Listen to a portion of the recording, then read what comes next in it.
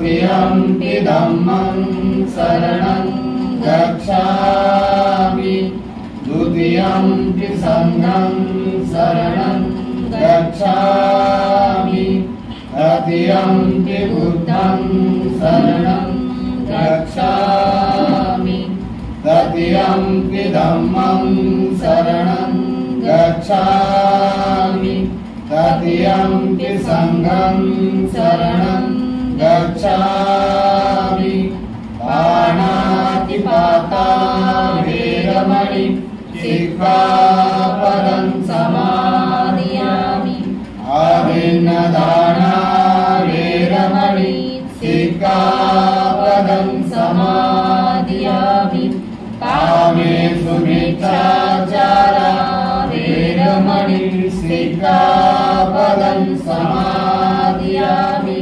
मुसावादा वेरमणि सिक्खापदं समादयामि सुरामेरयमज्जपमाददाना वेरमणि सिक्खापदं समादयामि साधु साधु साधु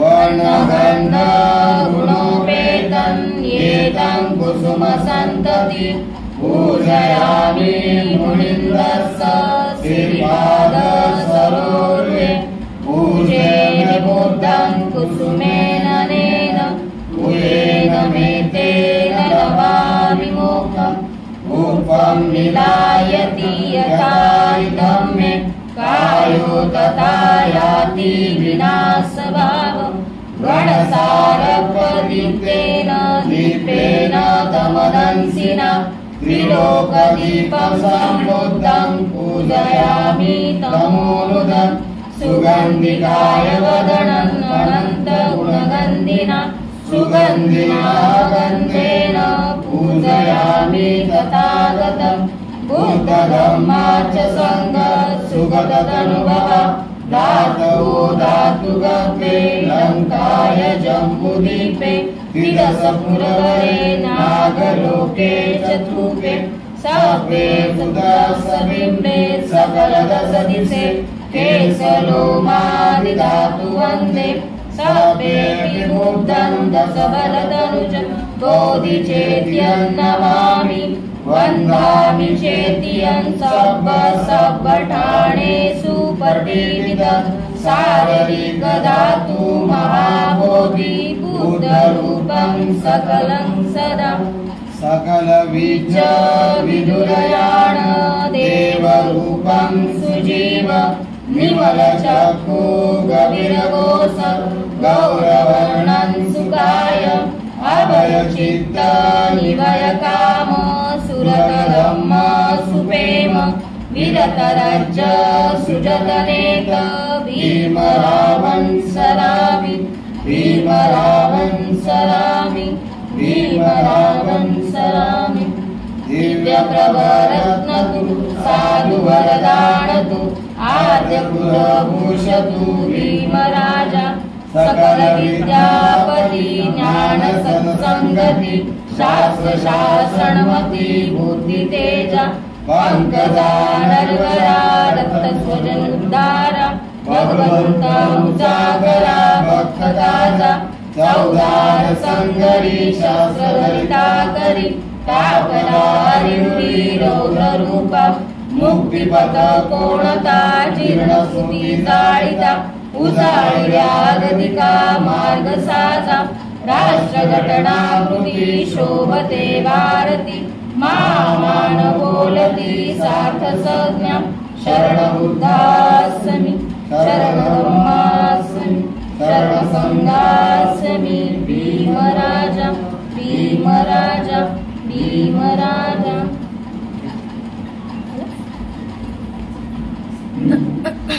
ही विद्या म्हणून महत्वाची मानित. माणूस विद्वान असला आणि मग तो जरी सद्गुणी नसला तरी ते त्यास पूजार्य मानित. ते म्हणत की राजाला स्वदेशी पूज्य मानतात, परंतु विद्या ही सर्वत्र पूजनीय समजली जाते. त्यांना सुचवायचे असे की विद्वान हा राजापेक्षा थोर आहे. भगवान बुद्धाने विद्या आणि प्रज्ञा यात भेद केला आहे आणि तो भेद म्हणजे ज्ञान आणि शहाणपणा यांच्यामधील भेद आहे. असे कोणीही म्हणेल की ब्राह्मणही प्रज्ञा आणि विद्या यांमध्ये भेद करीत आहेत ते कदाचित खरेही असेल, परंतु भगवान बुद्धांची प्रज्ञा आणि ब्राह्मणांची प्रज्ञा यात महद अंतर आहे. अंगुत्तर निकायातील एका प्रवचनात भगवान बुद्धांनी हा भेद फार चांगल्या रीतीने स्पष्ट केला आहे. एका प्रसंगी तथागत राजगृहाजवळच्या वेळुवनात रामाच्या कलंदक निवासात उतरले होते. त्यावेळी मगधाचा एक मोठा अमध्य वर्षकार ब्राह्मण तथागतांना भेटण्यासाठी आला. आदराने तथागतांना अभिवादन केल्यावर तो त्यांच्या समीप बसला आणि म्हणाला, श्रमण गौतमा, जेव्हा पुरुषांच्या अंगी 4 गुण असतात तेव्हा त्याला मोठा शहाणा आणि थोर मानतात. हे 4 गुण कोणते? तर पहिली गोष्ट म्हणजे तो विद्वान असला पाहिजे, म्हणजे कोणतेही वचन उच्चारता क्षणीच त्या वचनाचा तत्काळ अर्थ समजून त्याला तो सांगता आला पाहिजे. त्याशिवाय त्याची स्मरणशक्ती चांगली असली पाहिजे, पूर्वी घडलेल्या किंवा बोललेल्या गोष्टींचे स्मरण असले पाहिजे आणि करता आले पाहिजे. गृहस्थी माणसाच्या सर्व कर्तव्यात तो कुशल आणि तत्पर असला पाहिजे. कोणते करणे योग्य आणि कोणती कारणे उचित हे ठरवण्यात तो तरबेज असला पाहिजे. श्रमण गौतमा, माणसाच्या ठिकाणी हे गुण असले की आम्ही त्याला श्रेष्ठ पुरुष समजतो.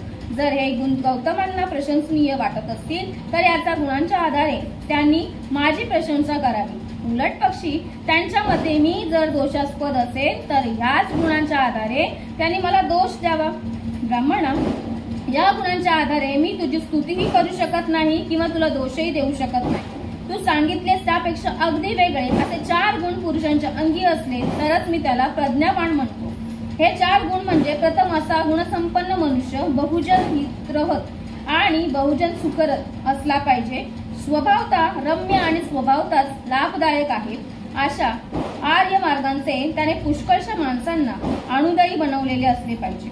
ज्या विचारांशी समरस होण्याचे तो ठरवतो त्या विचारांशी त्याला समरस होता आले पाहिजे आणि ज्या विचारांना मनात स्थान द्यायचे नाही असे ठरवतो त्या विचारांपासून त्याला दूर राहता आले पाहिजे. जे संकल्प तो मनात उत्पन्न व्हावे असे म्हणतो ते त्याला मनात उत्पन्न करता आले पाहिजे किंवा जे संकल्प मनातून काढण्याचे तो इच्छितो ते मनात उत्पन्न होणार नाही त्याची खबरदारी देखील त्याला घेता आली पाहिजे. म्हणजे विचाराबाबतीत तो स्वतःच्या मनाचा पूर्ण अधिकारी असला पाहिजे. त्याप्रमाणे लोकोत्तर विचाराशी निगडीत अशी जी 4 ध्याने ज्यात रममाण होणे ह्या जीवनातही सुखकार आहेत ती त्याला स्वेच्छेने सहजपणे आणि विनासायास साधता आली पाहिजे. तो जीवनाच्या संपूर्ण ज्ञानाने बंधनकारक अशा दासवांचा नाश करतो. अशा रीतीने चित्त विमुक्त करण्याचे ज्ञान प्राप्त करतो. प्रज्ञेमुळे लाभलेल्या ह्या विमुक्तीचा तो इहजन्मी उपयोग घेतो. म्हणून हे ब्राह्मणा, नाही, तू सांगितलेल्या गुणदोषांच्या आधारे मी तुझी स्तुती करू शकत नाही अथवा तुला दोष देऊ शकत नाही, परंतु मी सांगितलेले 4 गुण ज्याच्या ठिकाणी असतात त्याला मात्र मी प्रज्ञावान आणि थोर मनुष्य समजतो. श्रमण गौतमा, हे खरोखर आश्चर्य आहे. किती चांगल्या रीतीने तू हे सांगितले आहेस. मी स्वतः गौतमाच्या अंगी हे 4 गुण आहेत असे मानतो. तो बहुजनाच्या हितासाठी आणि सुखासाठी झटत असतो. तो त्यांना स्वभावता सुंदर आहे आणि हितकारक आहे हे दाखवणाऱ्या आर्य मार्गात आणून सोडतो. खरोखर गौतम हा ज्या विचारावर आपले चित्त एकाग्र करावे असे ठरवतो त्यावर तो आपले चित्त एकाग्र करू शकतो. तो आपल्या विचारांचा स्वामी आहे. खरोखर गौतम हा इच्छेनुसार 4 ध्याने करू शकतो. खरोखर तो असा आश्वसनाने आपले अंतःकरण विमुक्त करतो आणि ही विमुक्ती तो प्रज्ञेने साधतो आणि त्या स्थितीत तो सदैव राहतो. या ठिकाणी भगवान बुद्धांची प्रज्ञा आणि ब्राह्मणांची प्रज्ञा यांमधील भेद अगदी स्पष्ट शब्दात केला आहे. या ठिकाणी भगवान बुद्ध प्रज्ञेला अधिक महत्वाची का मानतो हे त्याने स्पष्ट केले. धम्माला सद्धम्मरूप प्राप्त व्हायला ज्याने मैत्रीला उत्तेजन दिले पाहिजे. केवळ प्रज्ञा ही पुरेशी नसून तिच्या समवेत शीलही असले पाहिजे. असे धम्म जेव्हा शिकवतो तेव्हा तो सद्धम्मरूप पावतो. प्रज्ञा ही आवश्यक आहे परंतु शील त्यापेक्षा अधिक आवश्यक आहे आणि शीलाशिवाय प्रज्ञा भयकारक आहे. केवळ प्रज्ञा ही भयकारक आहे आणि प्रज्ञा ही माणसाच्या हातातील तलवारीसारखी आहे. शीलवान माणसाच्या हाती दुसऱ्याला वाचवण्यासाठी तिचा उपयोग केला जाईल परंतु शीलरहित माणसाच्या हातून तिचा उपयोग हत्या करण्यासाठी होईल. म्हणूनच प्रज्ञा ही शीलापेक्षा महत्वाची आहे. प्रज्ञा हा विचारधम्म म्हणजे योग्य विचार करण्याची पद्धती, शील हा आचारधम्म म्हणजे योग्य वागण्याची पद्धती. शीलविषयी भगवान बुद्धांचे 5 मूलतत्वे सांगितली आहेत. पहिले जीव हत्ये संबंधी, दुसरे चोरी संबंधी, तिसरे वैषयिक अनिती संबंधी, चौथे खोटे बोलणे. बुद्ध आणि धम्म हा सकाळकडे 554 40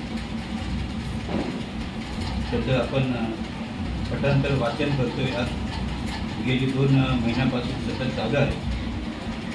आणि खरोखर आमच्या पंचशील महिला किंवा आमचे कार्यकर्ते हे आवर्जून ह्याचं पठण करतात. आणखी आमची प्राची मोहिते यांनी पण चांगलं ग्रंथांचं वाचन करतात. बुद्ध आणि धम्म.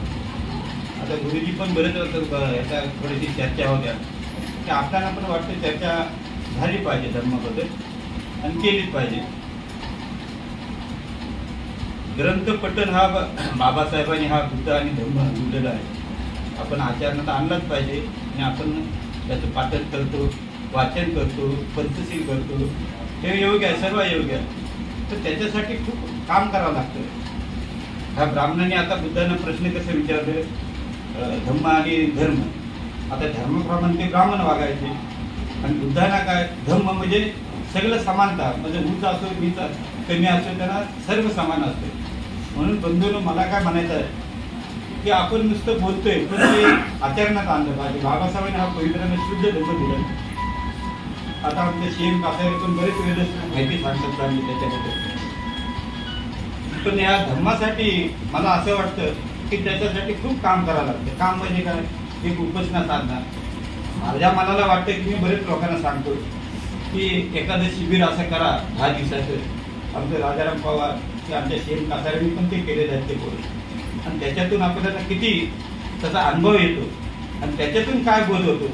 आणि हे आपल्याला स्वतः आमची जाधव मॅडम पण सांगतात बरेच धर्माबद्दल की मला पण वाटतं सांगावं, पण माणसाची मनस्थिती ऐकायची नसते. आज मला वाटलं की माझ्या मनाला की बरीच मंडळी जमलेली आहे आणि खरोखर ह्याचा काहीतरी बोध घेतातच. आणि आपण वाचन करतो किंवा लोकांना सांगतो, भाषण करतो की आपल्या तेवढ्या पुरतेला. आणि ते त्याच्यातून प्रेरणा मिळते, चांगला अनुभव पण मिळतो. पण धर्म ज्यावेळेस त्यावेळेस काम येतं आपल्याला. ते उपासना साधना म्हणून भगवान बुद्धांनी घर त्याग केलेला आहे आणि साधनेतून हे ज्ञान प्राप्त केलंय. त्याचं आमचे भास्कर कासारे मला दिसत नाही, ते पण प्राची आमचे चांगले सांगते, वाचन करते. त्याच्यातून तिला थोडा अनुभव येतो की त्याच्यातून प्रेरणा मिळते, चांगलं सर्व समाधान होतं. पण भगवान बुद्धांचं खरोखर जो माणूस ज्या आचारांमध्ये या धर्माच्या मागे झाला रस्त्याला, तो खरोखर मग ते आपल्याला किती त्यांनी निंदा करावी.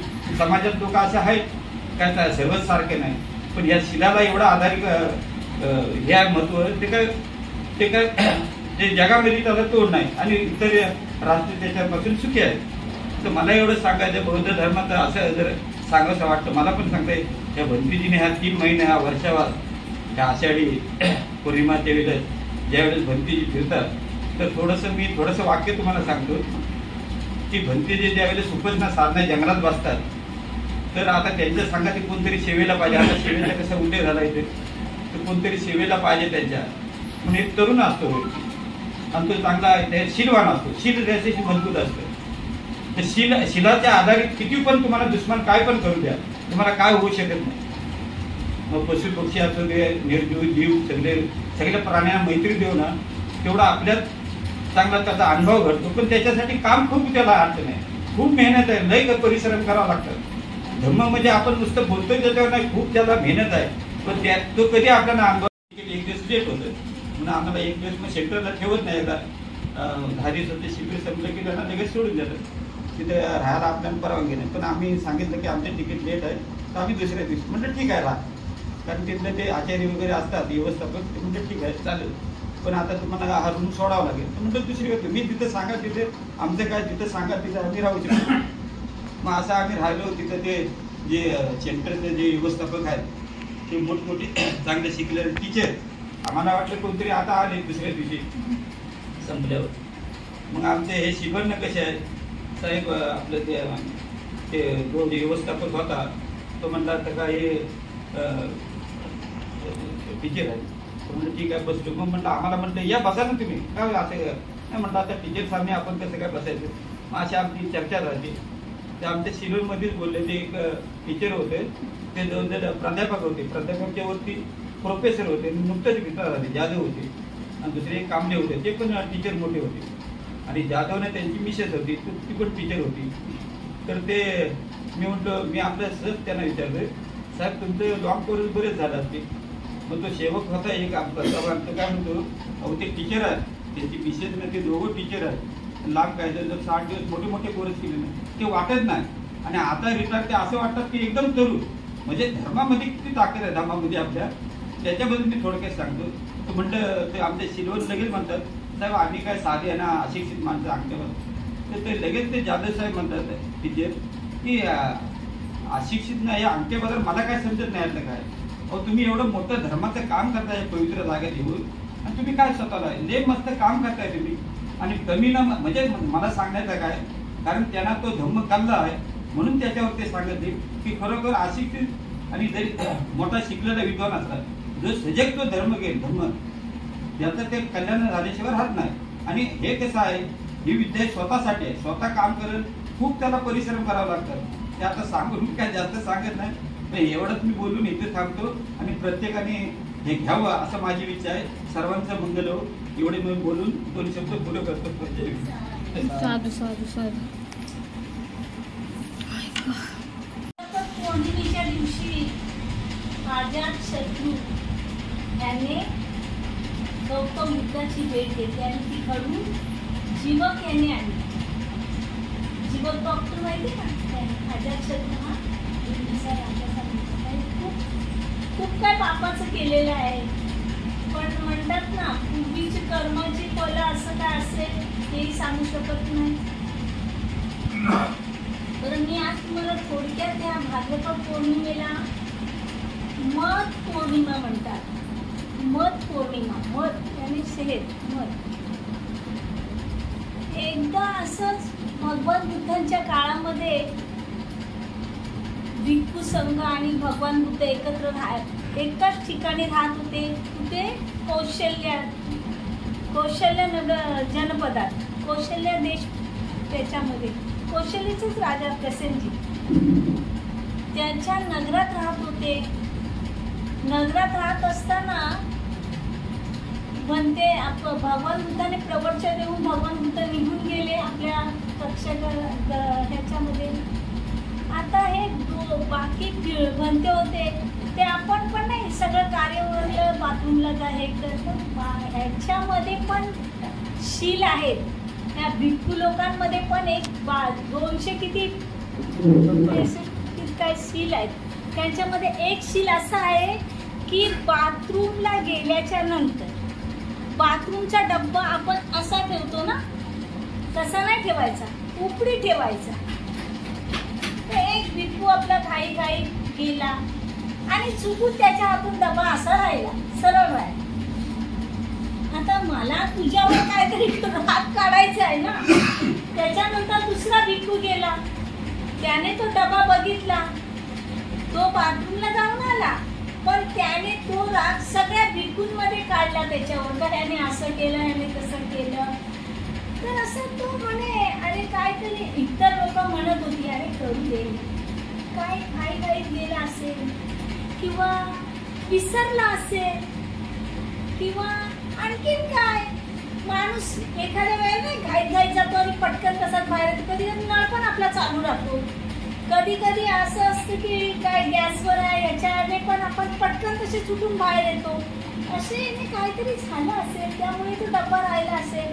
ह्याने नाही हे गोष्ट हीच करायला तयार नाही, तो त्याच्यावर झगडाच करायला लागला. ही वार्ता भगवान बुद्धांपर्यंत गेली. भगवान बुद्धांनी त्या दोघांना खूप शांतपणे समजावलं की अरे असं मानू नका, हे होतं एखाद्याकडून चुकतं, काहीतरी चुकी झाली असेल, त्याच्याकडून चुकलंय, पण तू एवढं काय बोलू नको. नाही, तो ऐकायला तयार नाही. हा चुकलाय, ह्याने क्षमा मागावी, ह्याने असं करावं. अरे क्षमा मागण्यासारखं एवढं त्याने म्हणजे काय, एक गोष्ट झाली त्याच्या हातून न व्हावी ती झाली नाही. हा भांडण यांचं भांडण आहे काय. भगवान बुद्ध म्हणायला लागले की अरे बाबा हे दोघं माझे पण नाही ऐकत आहे. हा मी आज उठतो असून माझे पण नाही ऐकत. मग ते रागाने निघून अरण्यात जातात आणि तो महिना म्हणजे वर्षावासाचा चालू महिना असतो. अरण्यात निघून जातात. अरण्यात जातात म्हणजे खूप लांब जातात. खूप लांब असे निघून जातात. तिथे स्वतः एकटे बसतात. ध्यानाला बसलेले असतात. कारण वर्षावास चालू आहे तिथून स्टार्ट केलेला आहे तर ते तिथे बसलेले असतात. एक हत्ती जंगलामध्ये असतो.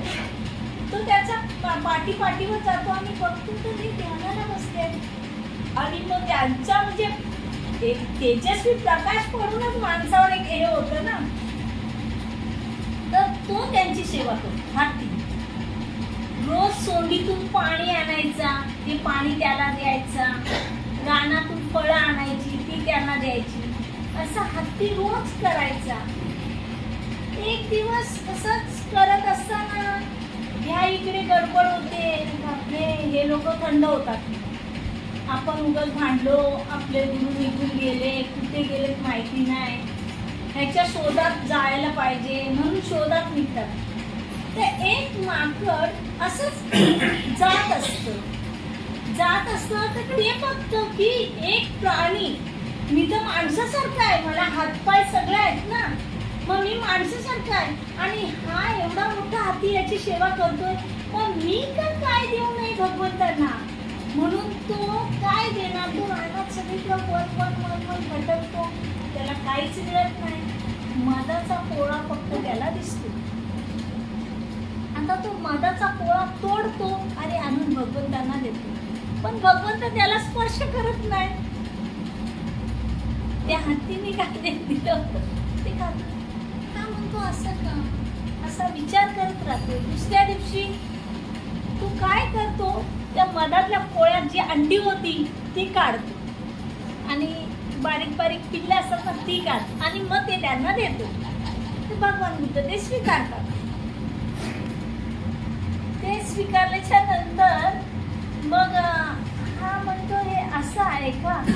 मग हे लोक भिक्खू लोक येतात तिकडे आणि ते म्हणतात चुकी झाली आमच्याकडून. आम्हाला माफ करा. आम्ही आता मानणार नाही. तुम्ही चला. पण तो महिना भाद्रपदाचा असतो तर त्यामुळे ते निघून जात नाही. मग भाद्रपद महिन्यात एवढं महत्व आहे की त्या प्राण्यांनी त्यांची सेवा केली आहे. आणि मग हे भिक्खू लोक निघून जातात. वर्षावास संपल्याच्या नंतर भगवान बुद्ध पण निघून जातात. मी थोडी गोष्ट विसरली आहे. आजच भंतेने सांगितलं सेक्टर आला ते विकायचं. पुष्कळांच्या गावी असं आहे की रोज लाकड तोडायची विकायची आणि त्या पैशाचा घर खर्च चालवायचा. तसाच तो चालवायचा. एक दिवस असं त्यांच्याकडे महाथेरो प्रवचन द्यायला आलेले असतात. ते प्रवचन रोज देतात. हा एक दिवस म्हणतो मी पण जातो ऐकायला. हा लाकडं तिकडं तोडतो विकतो आणि काय घेणार मग मी काहीतरी न्यावं ना म्हणून त्या विकतो आणि त्याचे घेऊन जातो फुलं आणि तो तिथे हे बसतो. प्रवचन झाल्यावर पौर्णिमा असते. ही भाद्रपद पौर्णिमा असते. प्रवचन झाल्यावर भोजन बिजन तिकडे मिळतं. आता ते भोजन बिजन करतं आणि नंतर त्याच्या डोक्यात त्याने माझं तर बघलं पण माझी बायको तर मला घरी गेल्यावर विचारेल काय कुठे आहे मग मी काय. पोरं पण विचारतील. तो जरा टेन्शन मध्ये आला. तेव्हा तो काय म्हणाला म्हणते ना जाऊन म्हणते एक काम करा. तुम्ही जे प्रवचन दिलात ना 8 शिलाचं पालन करा. ते मी करायचं ठरवलं पण आता माझं शील मागे घ्या. ते म्हणते काय म्हणतात अरे मला भगवान बुद्धांनी शील कसं पालन करायचं हे शिकवलं. वापस घ्यायचं नाही शिकवलं. याच्यासाठी तुला तिकडे जावं लागेल. तर तो म्हणतो एवढ्या तिकडे म्हणजे कुठे आहे. तर तो सांगतो अमुक अमुक ठिकाणी आहे. तुझ्या ठिकाणी. पण तो रस्ता जंगलाचा असतो पाण्याचा असतो. गावाला रस्त्याने जाताना नदी वलं हे लागतच असतात. इथं आपल्याला माहिती आहे. तसा तो जात असतो. जात असतो तर पहिलंच त्याला आहे ना एकदम घनदाट जंगल लागतं. वाट आहे पण जंगल भरपूर आहे. त्या जंगलामध्ये एक झाडावर पोपट बसला होता. तो पोपट ह्याला बघून एवढा फळं भरपूर आली असतील त्या झाडाला, एवढा ओरडतो की त्याच्या इकडे त्याला रस्त्याने जाऊन म्हणतात किलबिल किलबिल किलबिल करत असतो. हा म्हणतो हे बघा तुम्ही एक किलबिल करताय ते करा, पण मी भगवान बुद्धांकडे जातोय, मी अष्टशिलेचे पालन करतोय, केलंय ना ते माझं वापस घ्यायला जातोय. तो म्हणतो तो पोपट काय म्हणतो, तो पोपटाला वाचा फुटते. पोपट काय म्हणतो ठीक आहे तुझा, पण मी इथे आहे ना तर मी हे झाड सोडून दुसऱ्या झाडावर गेलो तर मला दिसतच नाही, मला काही खाताच येत नाही, फक्त ह्या एकच झाडाचा मी खाऊ शकतो काय खायचं असेल तर. दुसऱ्या झाडावर जाताना माझे डोळे जातात, माझं म्हणजे मला खाताच येत नाही, दिसतच नाही, उडताच येत नाही. तर ते का ते भगवंतांना विचार. तो म्हणतो ठीक आहे पण मला जाऊन देशील तर ना. तर म्हणतो जा. तो जातो जातो जातो जातो अरण्य लागतं, नंतर नदी लागते. त्या नदीत पार करण्यासाठी दिसत असतं कातळ वगैरे, तो पार करत असतो. इतक्यात मगर येते. मगर अशी चाबा वासून येते, तो बघून एवढा घाबरतो ना आणि पुढे येतो. तो म्हणतो एक मिनिट थांब, मला भगवंताकडे जायचं आहे. एवढं त्याला एका दिवसात 8ची ही झाली होती बघा. तर तो म्हणतो भगवंताकडे जायचंय तर जा तू भगवंताकडे, पण मी भुकेलेला आहे, मला म्हणजे तूच एक असा इथून येणारा व्यक्ती तूच आहेस. तो म्हणतो थांब मला भगवंताकडे जाऊ दे आणि मग येऊ दे. तो म्हणतो ठीक आहे भगवंताकडे जा. त्यालाही वाचा फुटते. तर तो काय म्हणतो भगवंताकडे जा, पण त्याला विचार की माझी परिस्थिती अशी का झाली. आज कित्येक वर्ष मी ह्या पाण्यात आहे आणि काय मिळेल ते खातो. आता पाण्यात काही मासे बिसेच मिळणार, ते खातो आणि मी जीवन जगतो. असं माझं का झालं, त्याला कारण काय ते तू त्याचं उत्तर विचार. ठीक आहे म्हणतो, जातो पुढे जातो, भगवंतांना बोलतो वगैरे. तर भगवंतांना जो त्यावेळेला त्यांच्या पाया वगैरे पडतो आणि भगवंतांना सांगतो की मला असं असं आहे, मला हे एक सील मागं घ्यायचं आहे. तो सील मागं का घेतो, कारण त्याचं काम आहे लाकूड तोड्या आणि अष्टशिलेमध्ये कोणाची हत्या करायची नाही, पहिलं सील आहे. त्यामुळे तो भगवंतांना बघून म्हणतो चालेल ठीक आहे मी तुझं सील मागं घेतलंय, तू जाऊ शकतोस, पण तुला काय मिळेल लाभ तो बघ. तू सील मागे घेऊ नको, तुला लाभ काय मिळेल बघ तू. ठीक आहे. तर तो म्हणतो मग मी आता म्हणजे माझी रोजीच ती आहे ना, मग ते मला करणं नाही काय. तो म्हणतो जा. तो तिकडून भगवंतांचं दर्शन घेऊन येतो. पहिलीच मगर भेटते. ती म्हणते काय विचारलंस काय. तो म्हणतो हा विचारलं, पण तू मला आधी नदी पार करू दे मग मी तुला सांगेन. तो म्हणतो असं थोडी होईल, तू एकदा नदी पार केल्यावर तू थोडी मला मिळणार आहे, मी तुझ्या पाठी थोडी धावणार आहे. तर म्हणतो नाही, मी भगवंताकडून आलो आहे, मी खोटं बोलणार नाही. तेव्हा तो म्हणतो ठीक आहे जा नदी पार करू. तेव्हा नदी पार केल्यावर तो भगवंतांना म्हणतो काय झालं नाही, त्या लाकूड तोडायला म्हणतो काय झालं भगवान काय बोलले. तर भगवान म्हणाले तू 50 वर्ष ह्या पाण्यात आहेस, त्याचं कारण तू खूप श्रीमंत आणि चांगला म्हणजे धनवान असा मनुष्य आहेस, पण तू तितकाच कंजूस आहेस. तू कधीच कोणाला दान केलंस नाही, कधी कोणाकडून उलट घेतलंस पण कोणाला दिलेलं नाही आहे. तू दानशूरपणा केलंच नाही आणि खूप त्याच्या अंगातले गुण सांगितले त्याला, त्यामुळे तुझी परिस्थिती आहे. आणि तू या नदीत आहेस, कारण या नदीतच तुझे पैसा पाणी जो आहे ना, पहिल्या कुठे तिजोरी कपाट होती नव्हती. लोक काय करायची खड्डा करायची आणि त्या खड्ड्याला चांगली लेपायची आणि त्याच्यामध्ये काय वस्तू ठेवून त्याच्यावर कव्हर करायची. तसं ती केलेलं आहे नदीमध्ये. तेव्हा तू असा आहेस. तर ती जर तू कोणाला देशील ना तर तू मुक्त होशील. मग ठीक आहे, तुलाच घे, तूच घे. आता तुलाच हे माहिती आहे, मग तूच घे आणि मला मुक्त कर. तो साईडला होतो, ते धन दौलत त्याला मिळते. त्याच्यानंतर हा येतो पुढे येतो आणि अर्ध हे सोडून येतो आणि मग झाडावरचा पोपट वापस त्याला किलबिलाट करतो. सांग काय झालं, भगवान बुद्ध माझ्याबद्दल काय बोलले? तर तो म्हणतो, भगवान बुद्ध म्हणाले, तू किती पहिला हा होतास, कपटी होतास, किती धन दौलत तुझ्याकडे होती, पण तू कधी कोणाला दिलंच नाही, कोणाला दान केलंच नाही, कोणाशी नीट बोललाच नाही. म्हणून शिलाला महत्व दिलेलं आहे आपल्यामध्ये. पहिलं महत्व शिलाला ह्यासाठी दिलेलं आहे. तर ते तू केलंच नाही, म्हणून तुझी परिस्थिती ही आहे की तू ह्या झाडावरून त्या झाडावर जाऊ शकत नाही.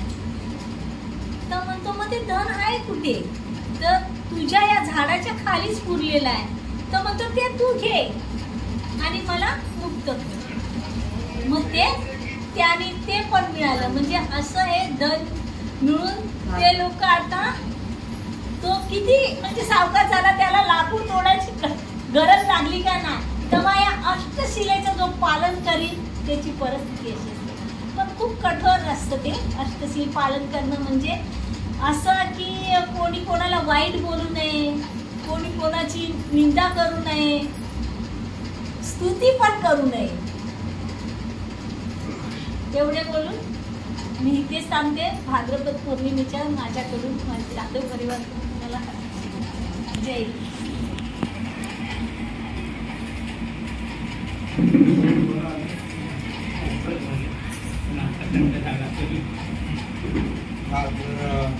सांगितल्याप्रमाणे भाद्रपद पौर्णिमा सर्वजण त्या निमित्ताने, वर्षावर्षाच्या निमित्ताने आपण सर्वजण चारित्र्य संघटनेच्या माध्यमातून आपल्या सर्वांचं सर्वप्रथम हार्दिक स्वागत करतो. आज आपण जसा मान दिला की आपल्या शाखेचे सभासद आयुष्यमान पवनजी मोरे त्याचप्रमाणे सुनीता पवन मोरे त्या कुटुंबाने आपण सांगितल्याप्रमाणे हार, अगरबत्ती, मेणबत्ती आणि आपल्याला काही सुविधा दिलेला आहे. तर त्याच्यासाठी एकदा जोरदार सर्वांनी त्यांच्यासाठी टाळ्या वाजवा. येणारा शुक्रवार आहे, तर स्वइच्छेने कोण घेणार आहे का?